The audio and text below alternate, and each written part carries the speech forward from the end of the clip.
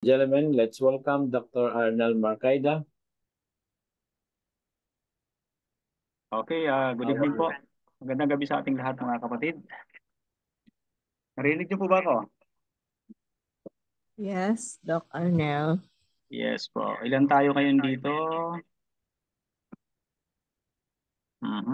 Sandali po. May 22. Parang ito yung attendance din natin ng last Tuesday. So at least marami po ang nag-undergo sa ating doctorate degree. Doctoral degree. Congratulations po na kayo ay kasama dito. Nga By po, the way, Sir Nards, pa-screenshot po para malaman natin kung sino yung mga latecomers. At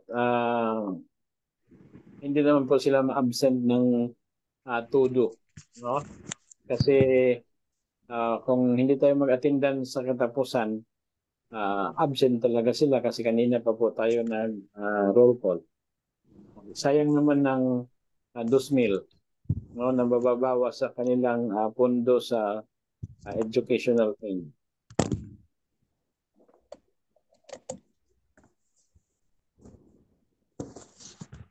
Okay, Doc Arnel. yes po, I'm sharing my presentation.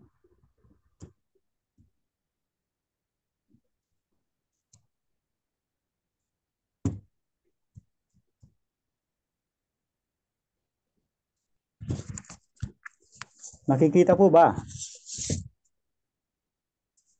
Nakikita niyo po ba? Yes, Doc Arnel.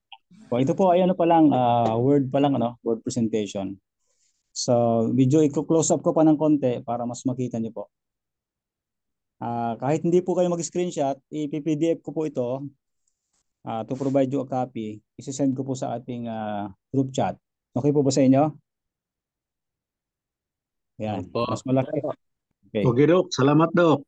Para makafocus kayo sa since ang atin pong mga pay-per-view ay napakahalaga din yung mga video presentation.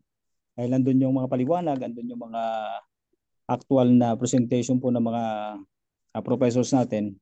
Pero dahil po sa hindi po ganun kabilis po napaprocess yon, ay magbibigay na lang po kami ng mga PDF para meron kayong mga reviewer. At the same time, meron din po kayong para sa inyong portfolio clippings, kasi hindi lahat po ng ating napapag-aralan po ay natatandaan natin. So tayo po ay nasa ganitong level na po, medyo mataas na rin na level. Malaki na ang challenge. At mataas na rin po expectation sa atin ng church at ng community habang tayo po ay umaakyat sa ganitong level. Ayan. I-open ko po yung aking camera. Dito pa rin po ako sa studio ng AWR. At tatapos po ng live dito ng principal at saka yung head elder sa programa po ng Family Life every Thursday. At ang inyo po lingkod ay kahit hindi ako naka-host o naka-guest ay naka-monitor po as communication leader po ng church na ito. At station manager ng AWR 360 Nagilian. So, yan po. Ito po ang ating pong subject na binigay sa atin ni Doc Ray, part ng ating second trimestral ba ito? Itong TNT 3112, ito po ang kanyang subject code. Ang title po ng subject ay New Testament Studies, Gospel and Acts. Yan. Ang ating class schedule po ay every Thursday, 9 to 10 p.m. mga kaibigan, mga kapatid. At ang professor po ay yours truly. Nandiyan pa rin po, huwag kayong magkasawa sa amin. Susunod kayo naman. And then, ito po yung course outline. Mas maganda po kasi kung meron talaga tayong sinusundan. Ano po? Itong course outline ay parang mapa o kaya ay plano.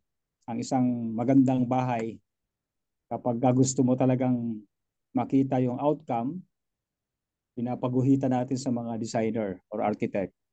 Ito na po yung master plan ng ating klase sa buong trimester. So very interesting po itong subject na ito.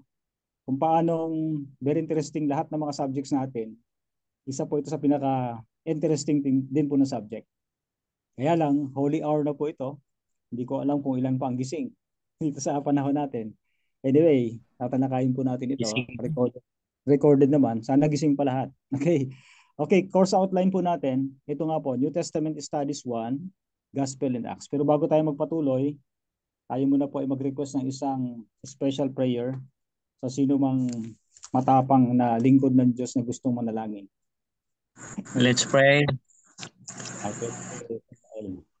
Salamat o Dios, orasaha sa kagabion, sa imong panguna kanamo, ni Ginoo magatuon kami sa mga pulong via Professor Doc Arnel Mercaida sa iyang panguna o Dios.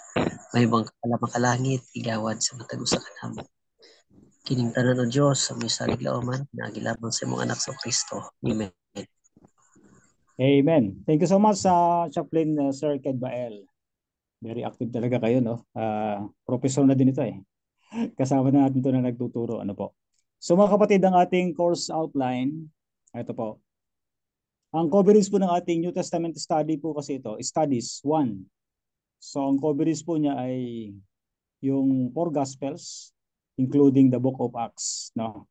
So this outline provided a general framework for a semester-long or trimester-long on the Gospel and Acts of the Apostles. So yan po ang ating coverage niya. No? Bali 5 aklat po ito. No? 4 Gospels plus yung Book of Acts. Ang specific readings po natin, assignments and due dates will be provided by your instructor. Yan. Bibigyan namin po kayo ng mga assignment and yung mga readings, assignments para po magkaroon tayo ng deeper understanding. Because of our limited time sa ating discussion, may 1 oras lang tayo. Kailangan po na meron din kayong panahon, yung CTA na tinatawag natin. Yung sinasabi nito ng CTA, no? Panahon para parang self-study, no? Additional time for your studies. Okay? Ang course objectives po natin, bakit natin pag-aaralan po itong New Testament Studies 1 subject ay ito po. We have 5. Number 1 is to gain a foundational understanding of the historical context in which the New Testament was written. Ayan. Alamin natin yung mga historical context. Tayong mga Adventist po, na pag-aral natin sa Biblical Hermeneutics, ang ating adapted na approach sa pag-interpret ng Bible ay historical, grammatical context. Pag-aralan po natin sa Biblical Hermeneutics. No? Ito po, historical context in which the New Testament was written. Alamin natin, bakit ba ito nasulat? Para kanino ito sinulat? Ano ba talaga ang mga emphasis sa mga aklat na ito? Bakit ito po ay naisulat? Okay, number 2 is analyze the 4 canonical gospels. Napag-aralan po natin yung mga canonical books. Yung sa New Testament ay meron pong 27 books na canonical. Sa aklat ng mga ibang pananampalataya, may tinatawag tayong uncanonical writings. Kasama po doon yung mga tinatawag nating apocryphal writings. Mga hindi nakapasa sa subukan para sabihin ito inspired ng Panginoon. Para sabihin ito ay salita ng Diyos. So napag-aralan po natin yun, no? Doon sa ating Biblical Hermeneutics. And then analyze the 4 canonical Gospels, Matthew, Mark, Luke, and John. And the Book of Acts. Bali 5 po sila. No? So sa Biblical Studies 2 natin, maaaring mapag-aralan na po natin yung iba pang mga aklat sa Bagong Tipan, sa New Testament. No? Then number 3 is identify the unique characteristics and theological emphasis of his gospel. Ano ba ang emphasis ng Book of Matthew, ng Book of Mark, Luke, and John? At yung Book of Acts, ano ba ang talagang mensahe po ng mga aklat na yan? So pag-aralan po natin, exciting talaga. Then identify the unique characteristics and theological emphasis. Number 4, develop critical skills for interpreting the New Testament text. So tayo po ay mag-aaral din ng mga critical skills for interpreting the New Testament text. Marami din po kasing parang mga complicated na mga passages sa New Testament na pinag-aaway ng ibang mga pananampalataya. Dahil sa hindi nila ina-apply ang mga critical skills, homiletical, hermeneutical skills, kaya sa pag-interpret, naguguluhan sila. Kaya pag hindi na ma-interpret yung mga iba't ibang genre ng mga pagkakasulat, kapag hindi nila ma-interpret sa paraan na dapat ay gamitan ng tinatawag natin na hermeneutical approach, o kaya ay tama hermeneutical approach o tinatawag natin na exegesis ay i-interpret na lang literal para mas madali po nilang maunawaan. Madali nilang ma-interpret kung hindi nila masyadong mahagip po yung talagang totoong meaning niya. Mas madali po sa kanila yon. Okay. And then explore the ongoing relevance of the Gospels and Acts for Christian life today. Atin pong alamin din itong mga relevance ng Gospels and Acts para sa pamumuhay ng mga Kristiyano ngayon. So meron pong required time textbook. I-share ko din po sa inyo yung 3 aklat na binigay ni Doc Ray. As we go further sa ating mga sessions, ay magagamit po natin yon. Pero try ko po na portion by portion lang ang pagbibigay sa inyo. Kasi baka pag binigay ko na lahat, hindi na kayo papasok. Siguro yung coverage pa lang natin, ibibigay ko sa inyo para magkaroon kayo ng mga readings. And then mga summary, reflection from the book coverage po natin.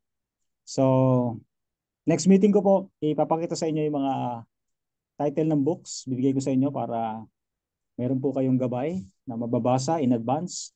Dahil sabi ko nga po sa inyo, 1 hour is not enough to cover all the important messages and informations na ma-derive natin from the book of 4 Gospels and the book of Acts. So ang ating course schedule is every Thursday, 9 to 10 p.m. Sana po ay gising na gising pa kayo dyan, Ma'am Sherlyn. Kahit masarap na matulog yung time na yan, ay ang paalala ko lang po, kung matutulog kayong katabi ang phone nyo, i-off nyo lang po. Baka may record yung may humihilig na. Tulog na talaga. Okay. Pero wag niyo pong tulugan ito kasi ito ay napakahalagang lesson na pwede natin matutunan habang tayo po ay nag-level up sa ating ministry. Ito ang kalimitan din ginagamit ng mga books sa Biblia. Ang 4 Gospels po ay nakafocus at ito pong aklat na ito, mga aklat na ito ay tala ito ng kasama ng Book of Acts, tala ito ng buhay ng ating Panginoong Hesus.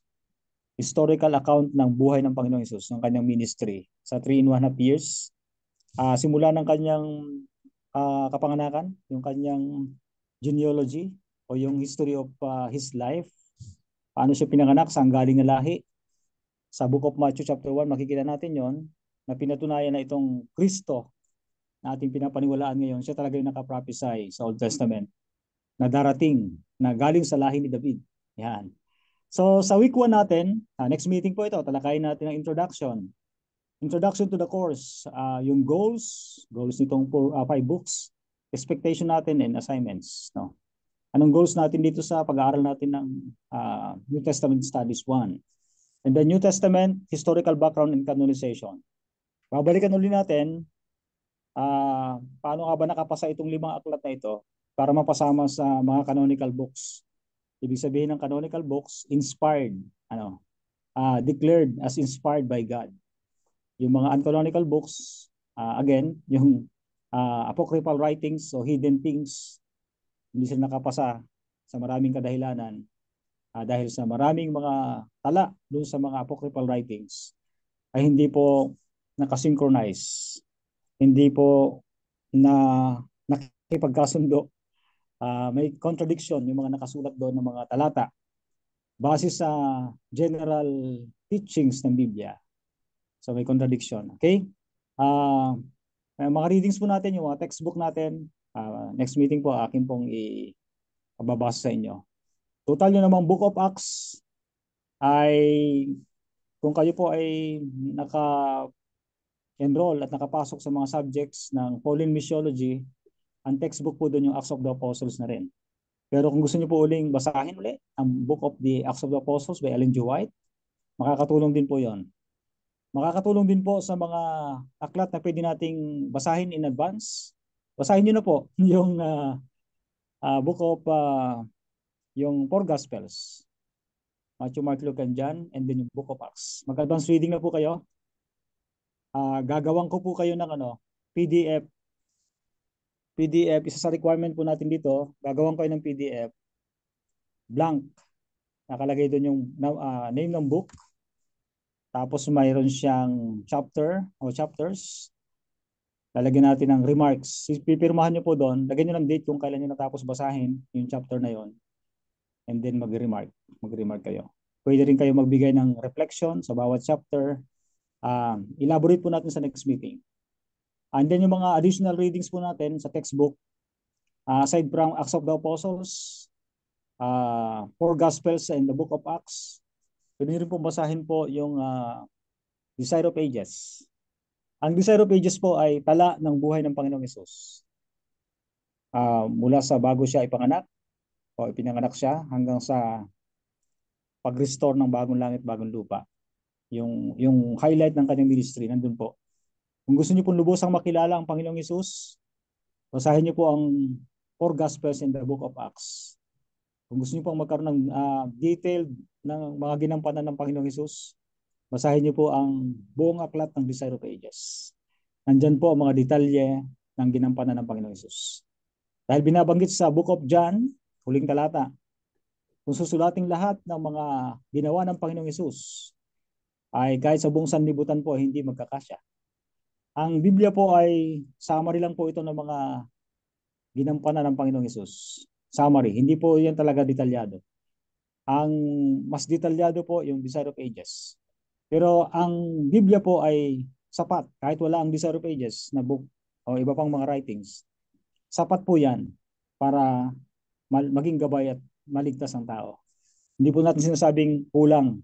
Pagkaman sinabing kung susulatin lahat, ay hindi magkakasya sa buong sanlibutan. Pero sapat po ang Biblia. Nasa Book of Isaiah, binabanggit din. Basahin mo sa aklat ng kautusan. Hindi magkukulang ni mga kailangan mo ng kasama. Yung sulat ni Ellen G. White po ay mga additional readings lang po yan para mas maintindihan natin. Pero hindi lang sinasabing yun ay karagdagan kasi kulang ang Biblia. Okay, maliwanag po. Sa week 2 to 5 po, ipag-uusapan natin yung Gospels. Pag sinabi natin Gospels, yan na po yung Matthew, Mark, Luke, and John. Yung kanyang genre. Ano bang pagkakasulat nito? Yung structure, historical context of the Gospels, nandiyan na po yan. And then yung Gospel of Matthew, mga kapatid, nandiyan po yung Kingdom of Heaven and Jewish identity. Yan po ang pinakang focus po ng Book of Matthew, Kingdom of Heaven and Jewish identity. Si Jesus, saan ba siya nagmula talaga? Nandyan po yung katunayan na siya ay galing sa lahi ni David. Nakailang salin ng mga lahi at si Jesus ay lumawas talaga. Pero ang pinakang nuno niya, ang kanya pong pinakang ninuno ay si King David. Doon sa lahi ni David. Okay? Ugat ni David. Then sa Gospel of Mark, yung second book of the Gospel o sa New Testament, andyan po yung action-packed account of Jesus ministry. Nandiyan na po yung Jesus ministry. Makikita na po natin dyan yung nung binaptize na siya.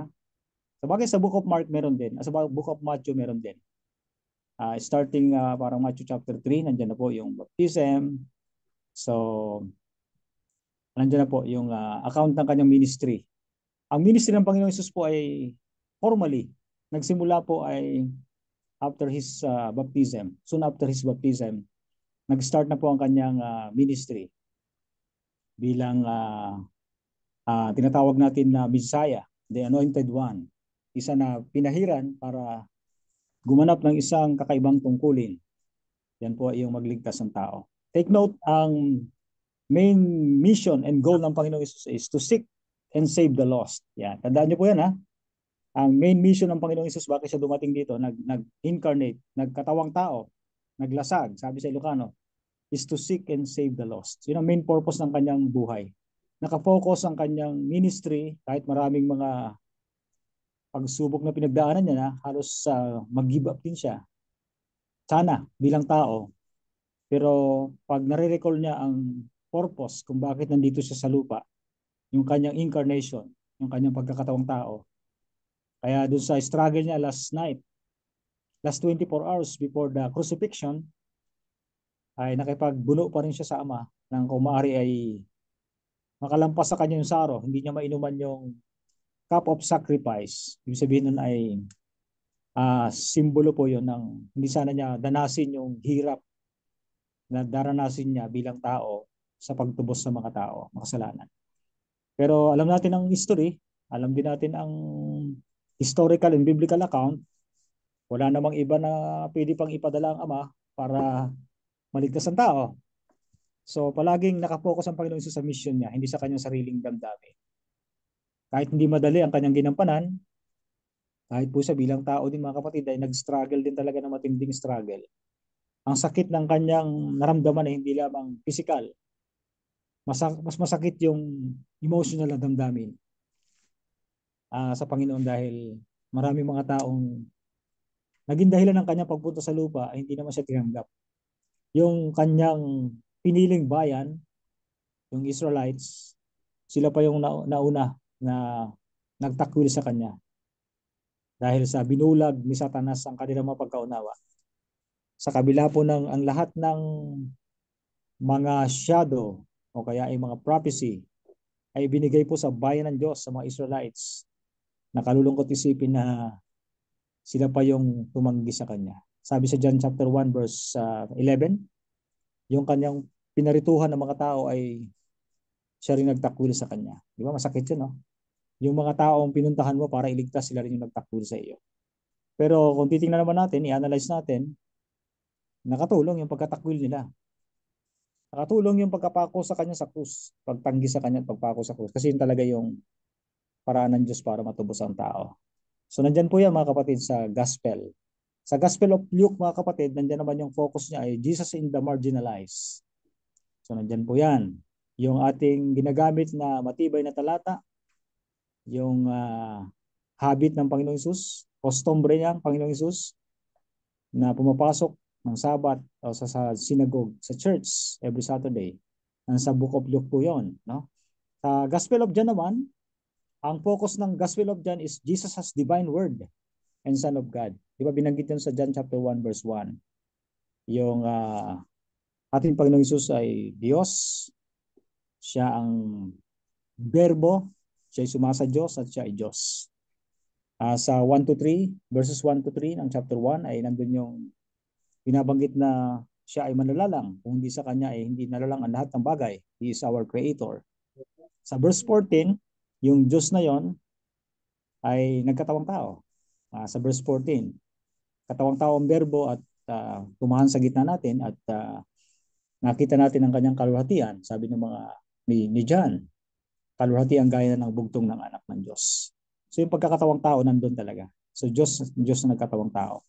Napakatibay yung mga talatang yan sa pagkapatunay ng kanyang divinity, ng kanyang pagka-Diyos, mga kapatid.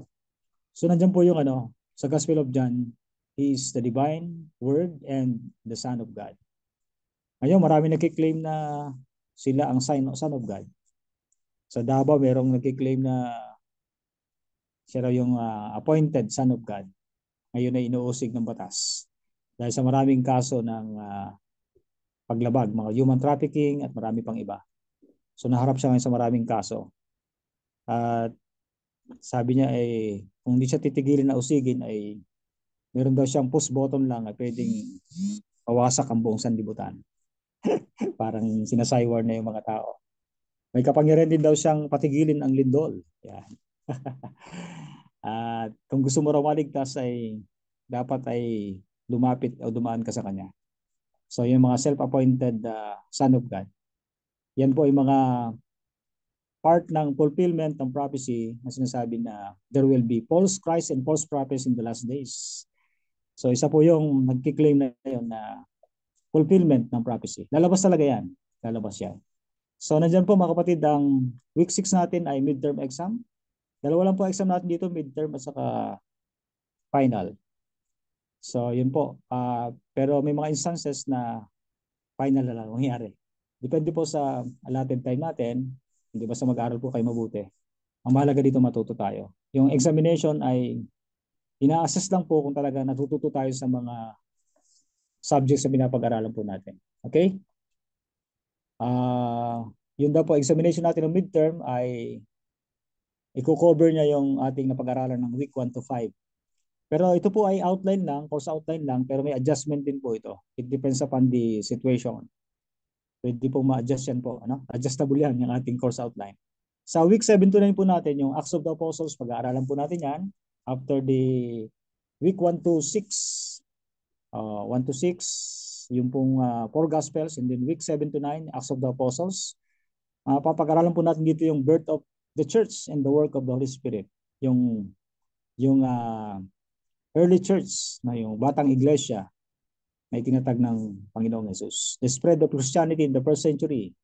Paano kumalat itong Kristyanismo sa unang siglo, unang 100 taon ng kasaysayan. And then yung missionary journey of Paul and the development of Christian practice. Napag-aral na to, na ituturo na to ni Doc Aris sa Pauline Missiology. Pero babalikan ulit natin para kunin natin po yung mga iba pang emphasis na mahalaga. Dahil talagang very broad, napakaganda ang presentation ni Doc Aris. Dito po ikukunin natin yung parang summary, pero i-emphasize natin para mas maikintal sa ating mga isipan, at lalo kung inuulit yung pag-aaral kasi, mas na-master natin. Time will come po, sooner or later, kayo po ang papalit na mga magtuturo na rin sa maring sa school natin o sa inyong mga local churches. Habang tumataas ang ating pong education, lumalawak ang calling natin, lumalaki ang responsibility natin na mag-share po ng gospel. Okay? Sa week number 10 po ay New Testament interpretation. So dito po yung historical critical method and literary analysis. Andyan po. Pero ating pa rin pong dominante pa rin sa ating pag-interpret ay yung historical grammatical approach sa hermeneutics. So meron tayong theological interpretation and application. And then yung reading sa textbook chapter 9 to 10. Ito po, bibigay ko po sa inyo yun. Yung 2:15, 1 Timothy 2:15. Teka, at nagkaganito. Napindot yata yung header. Teka, wait lang po.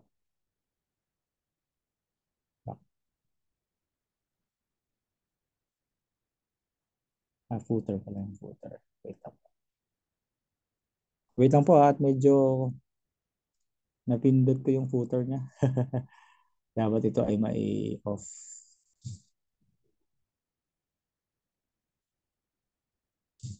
Go to header, footer.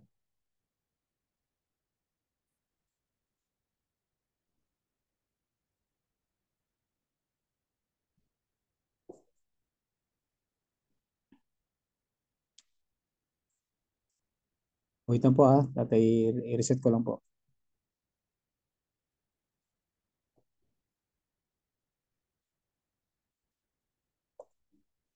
Header pala, footer.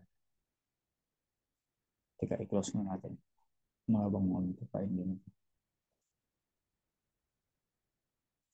Save. There's some stats.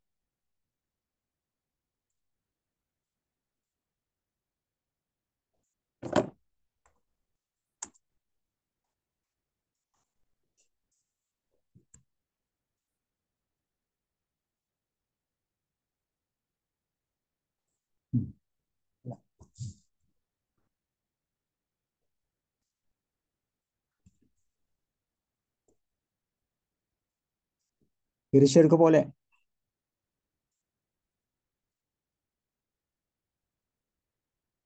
Ito ba yan? Screen.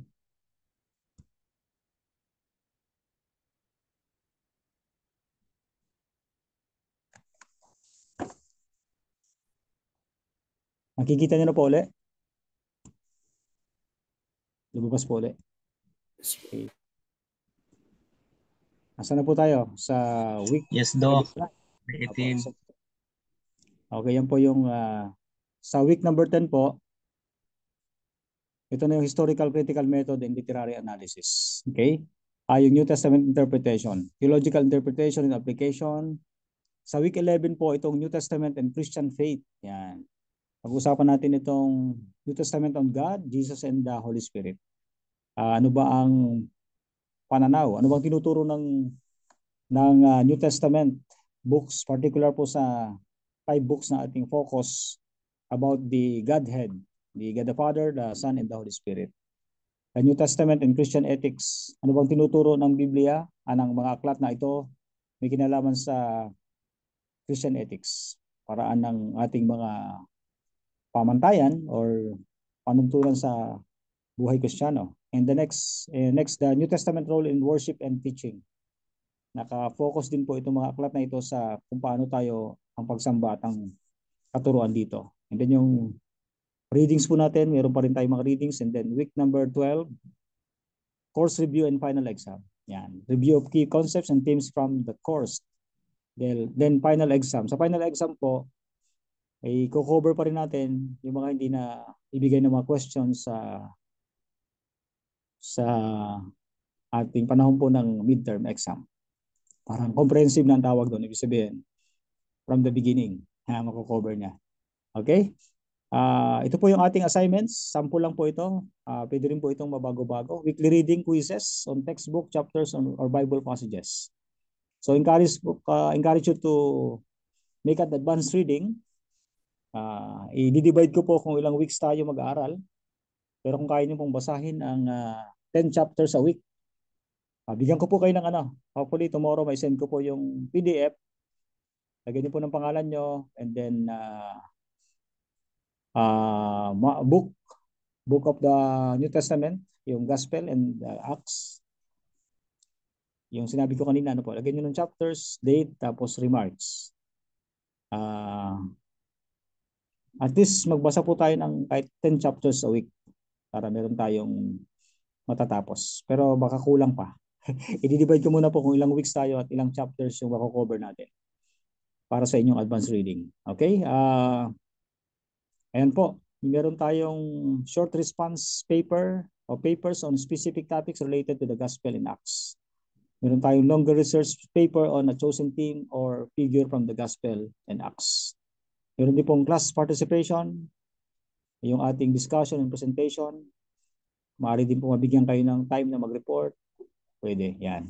Ano yung sa grading po natin, ang grading system po natin for your New Testament Studies 1 Gospel Acts course will likely be detailed in your instructor syllabus. However, here's a general breakdown of how grading system might work in such a course. Ito po yung ating ano ba nangyari? Bakit? Ito yata. Ito na pala ang kasunod. Tataka ko bakit nauna yung okay. Ito po yung breakdown niya. Ang atin pong quizzes might be worth 10% each. So ang papers naman ay 20% each, yung mga research, participation 15%. Kung binibigyan kayo ng 10 points sa mga participation, huwag kayong mag-alala, hindi mag-overplay yun. I-divide din po yun. Yan. And exams, midterm and final, 35% each. So 35, ilan ba ito?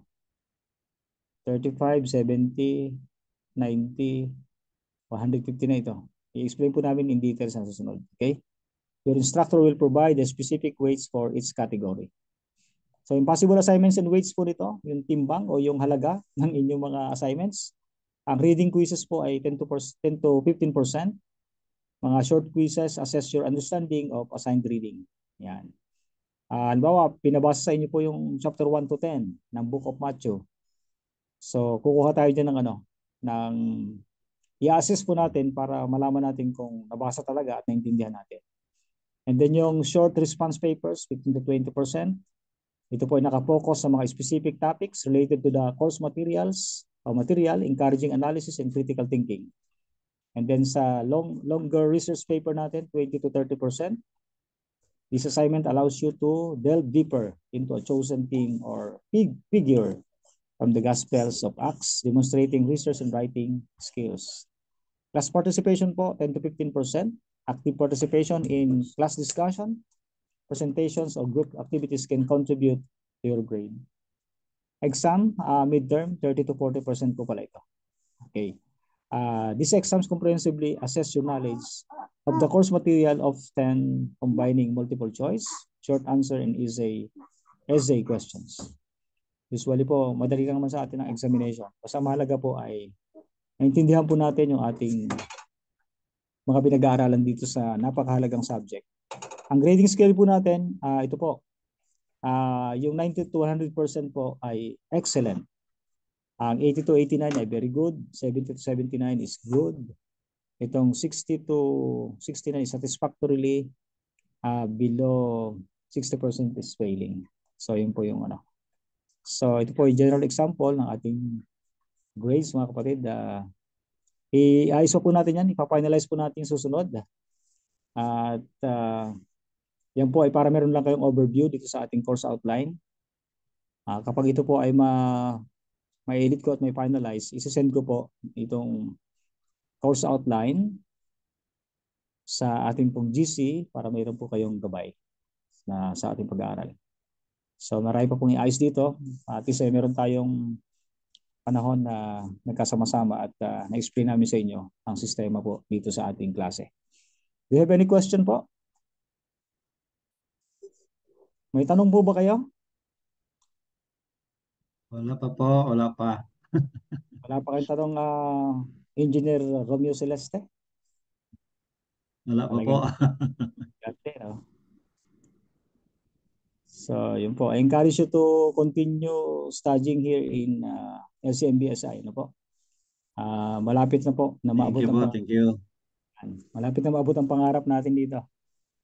So, lumalago tayo po sa ating ministry at yung ating kaalaman.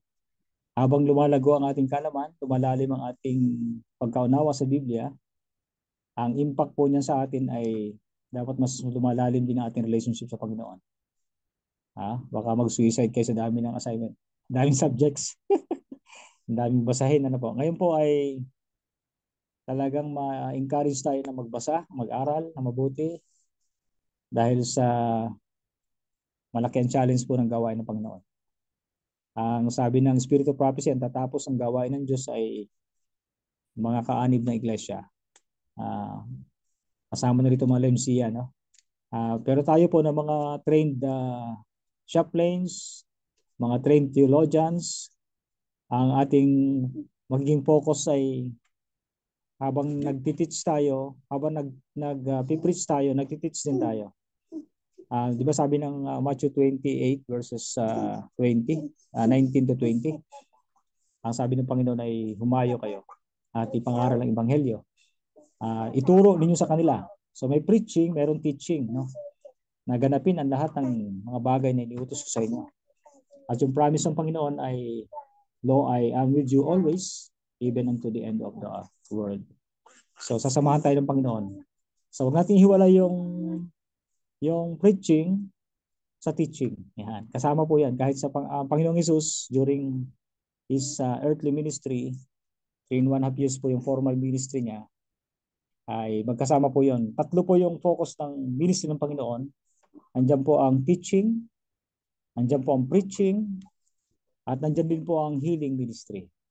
Pero according to the account of the 4 Gospels in Acts, mas maraming time ang Panginoon na he spent most of his time during his earthly ministry in healing ministry than preaching ministry.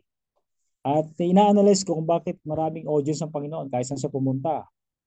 Kahit walang baong pagkain yung mga tao ay sumusunod sa kanya. Napag-alaman ko sa aking pag-aaral na because of his miracles, yung concern niya sa mga tao, yung kanyang mga community services na ginagawa, yung kanyang pagkapagaling sa mga may sakit, kakaibang paraan ng healing ministry, ay na-attract yung mga tao na sumunod sa kanya. Kahit wala silang ekstrang pagkain dala ay sumusunod dahil kung basahin niyo po yung Desire of Ages, talagang ma-amaze ka daw po talaga. Pag napakinggan mo ang boses ng Panginoon sa kanyang pagkasalita, ay talagang ma-attract ka. Pero nga ako nakinig na nag-lecture in-exaggerate niya, pati aso daw lumilingon. Pag nagsalita ng Panginoong Jesus, pati aso lumilingon. Pati yung mga scribes and Pharisees, yung mga nagbabantay, yung mga fault finders na nag-aabang sa kanyang hanapan siya ng pagkakamali, yung mga bumibitag sa kanya, na-amaze sa mga sagot ng Panginoon, sa kanyang wisdom.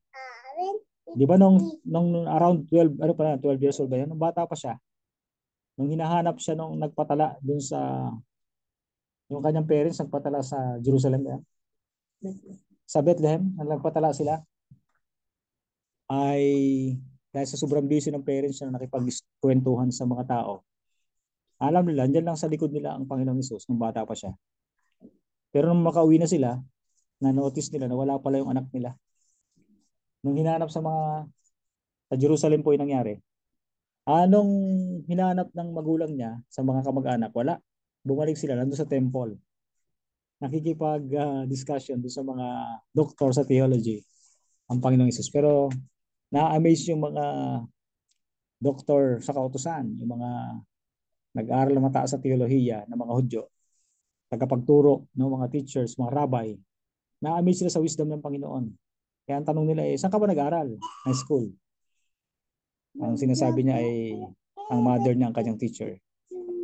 Pero alam natin na ang Panginoong Hesus ay ginabayan din ng Holy Spirit at yung mother niya na blessed woman na si Mary, may wisdom din yun na sapat yung wisdom niya para magturo ng tamang mga wisdom para sa ministry, handa sa ministry ang ating Panginoong Hesus.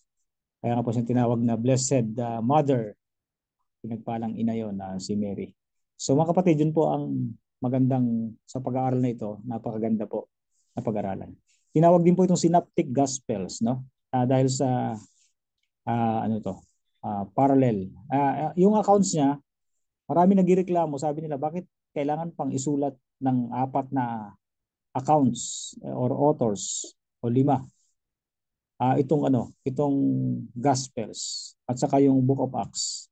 Parang redundant naman yung mga subject dito, yung mga tema dito, yung mga accounts ng historical accounts. Parang pare-parehas lang naman yung nakasulat. Pero kung babasahin niyo po isa-isa at titingnan talaga natin yung paraan ng pagkakasulat, yung describe nila ng mga events, particular events sa buhay ng Panginoong Hesus. Merong parang mas malawak yung coverage ng kanyang pagkakasulat, yung iba naman ay parang kulang kung ihambing mo sa iba. Tapos yung paraan ng pagkasulat, kung titingnan mo, talagang tao yung nagsulat. Nag-reflect din yung mga karakteristik ng mga taong sumulat. Katulad ng Book of Matthew. Alam naman si Matthew, di ba? Mataas ang pinag-aralan niya. Kung sa panahon natin, parang tax collector siya, di ba? So parang chief ng BIR. Ang kanyang level ng pinag-aralan. Si Matthew. Si Mark naman po ay anong profession ni Mark? Isa ba siya sa mga disciples ng Panginoon? Ang profession niya ay hindi naman siya fisherman. Kasi yung fisherman na disciples ng Panginoon. Doktor. Doktor ba si Marcos? Si Luke ang alam ko yung sumulat ng Book of Hindi Acts. pala. Si Luke nga pala nasa isip ko. Sa Book of Acts po yon, ang sumulat ay si Dr. Luke. Dr. Lucas po. Ang profession niya is siya po ay isa po siyang physician, okay, doctor.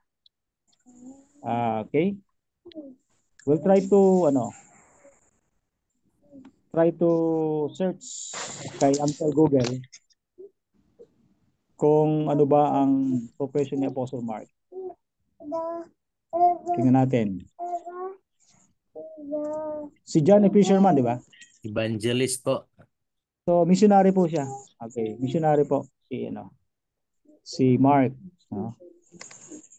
Ang fisherman po kasi ay si Peter, John, James, and Andrew.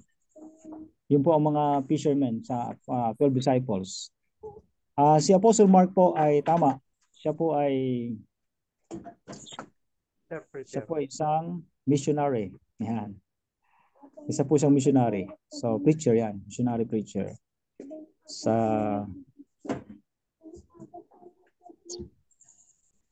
Okay.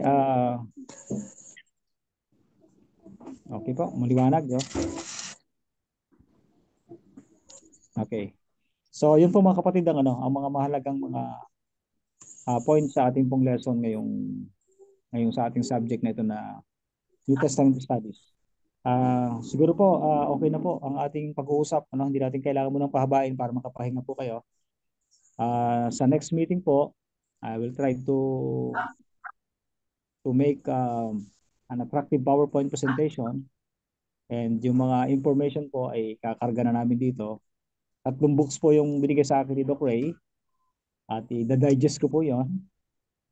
Pag ma-digest ko po, yung mga important points po ikakarga po natin. Based po dito sa mga details ng ating pong course outline, and I hope and pray na sama-sama tayo nag-aaral at tayo po ay magda-dive ng mas malalim sa pagkaunawa dito sa 5 books of the New Testament. At habang tayo pinag-aaral, gaya ng sinabi ko kanina, lumalago ang ating kalaman, lumalalim ang ating relationship sa Panginoon, bumibigat ang ating burden, lumalawak ang ating responsibility and ministry. And then lumalakas yung loob natin through the grace of God and power of the Holy Spirit na harapin natin ang mga hamon ng gawain ng Panginoon, na i-share ang gospel even unto the uttermost part of it. Amen po ba? Do you have any question po, or wala pa mga reflection siguro, no? Wala pa. So, ano po ang expectation nyo? Sige, mga ilang minutes pa tayo sharing. Anong expectation nyo po sa subject na ito?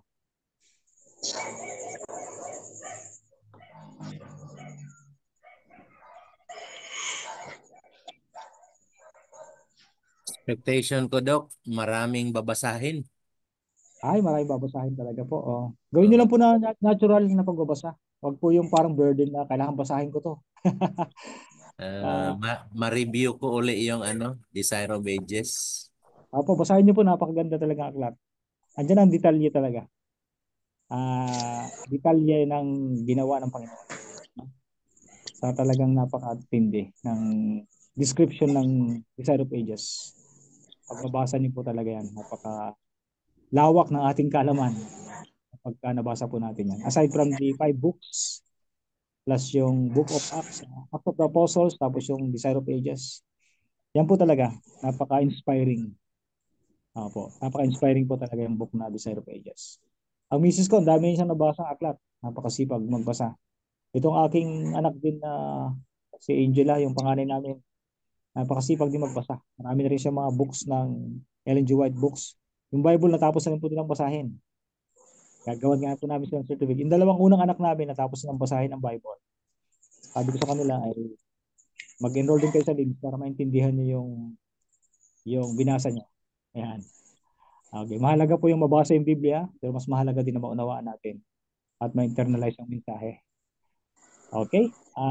Sir Jerry, Faustino, thank you po. Talagang marami tayong babasahin, pero gawin nyo lang po na part ng devotional. I-breakdown po natin para hindi tayo masyado mabigatan. I-breakdown natin yung mga chapters para hindi masyadong mabigat. At i-enjoy po natin yung pagbabasa. Kung pwede, kung meron kayo ng bagay, iba-ibang dialect natin, Kung gusto niyo po ng millennial version, ay mas mababaw na version, pwede niyo rin po gamitin yung Pinoy, ang title ng Jel? Pinoy version. Ang Bible Pinoy version. Meron po siyang softbound copy. Pwede niyo mabili sa online. Magkano yung Jel? 250? 235 po yung price niya. Kung gusto naman. Kasi kung titingnan niyo po iyon, Taglish yung presentation niya pero millennial version. Kung babasahin niyo po kasi ay yung yung old King James version, medyo malalim talaga. May mga passages o terminologies na hindi masyado nating mahagip ng ating pagkaunawa. Pero kung basahin niyo po yung hindi ko masasabing mag-focus lang kasi sa isang version, kundi try to collect as many version as you can. Para po i-compare natin. Kung di natin maintindihan dito sa passage na to, sa ganitong version, punta tayo sa NIV or New International Version or King James Version. Basahin pa natin sa RSV, Revised Standard Version. Basahin natin sa Pinoy Bible. So kung may mahaba pang time, mas maganda pong i-compare nyo po yung translation. Ang goal naman ng mga translator ay andun yung message, hindi nawawala yung essence ng text, yung mensahe. Gumagamit lang sila ng iba't ibang mga terminologies to convey the message. Kasi kahit na kung galing sa Old English kasi at binabasa mo siya, kung minsan po medyo mahirap talaga din maintindihan. Pero kung yung parang, anong tawag natin doon? Conversational ang approach ng pagkakasulat. Katulad ng millennial version, yung Pinoy version, pang millennial siya eh. Taglis nga eh. Taglis eh. Pero ako, mas na-appreciate ko na binabasa.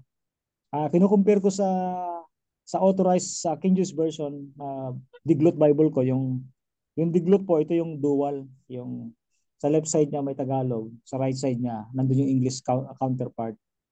Kaya kung minsan hindi mo maintindihan sa Tagalog, basahin mo sa English. Diglot ng tawag doon. So, may dual ano siya. Meron din siyang Ilocano English, meron Tagalog English. Meron din po yatang Cebuan English na translation ng Diglot, no? Yung Diglot po ay dual language yung na ginamit dun sa isang Bible. Ito po yung sample niya para sa hindi pa nakakita ng Diglot. Ito po yung ginagamit ko, Tagalog English Diglot Bible. Tagalog English Diglot Bible po yan. Maganda yung Pinoy version, Doc, sa pangangaral natin sa labas. Opo, maganda po. Ito po, tingnan nyo. Nandyan yung, ayan, sa left side yung Tagalog version, yung sa right side niya yung English niya. Magkatapat lang po yan.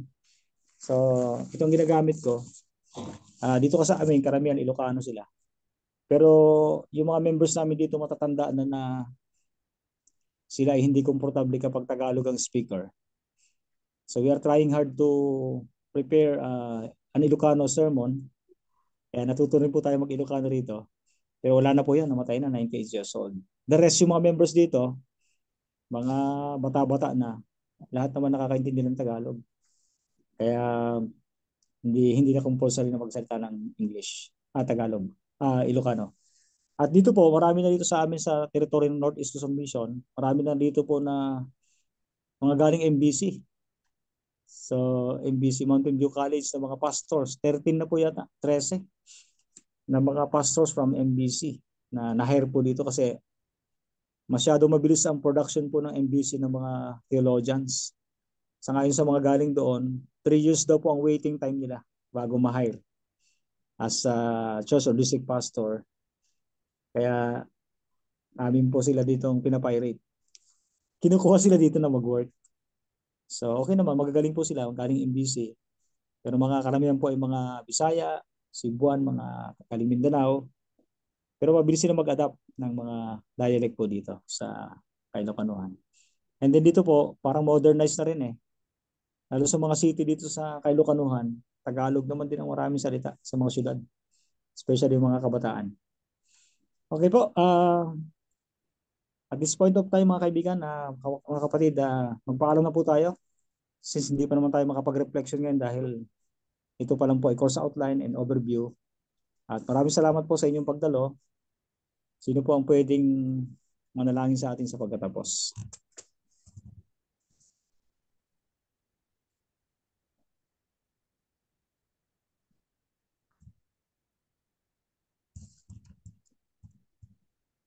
Gusto po ba ng points?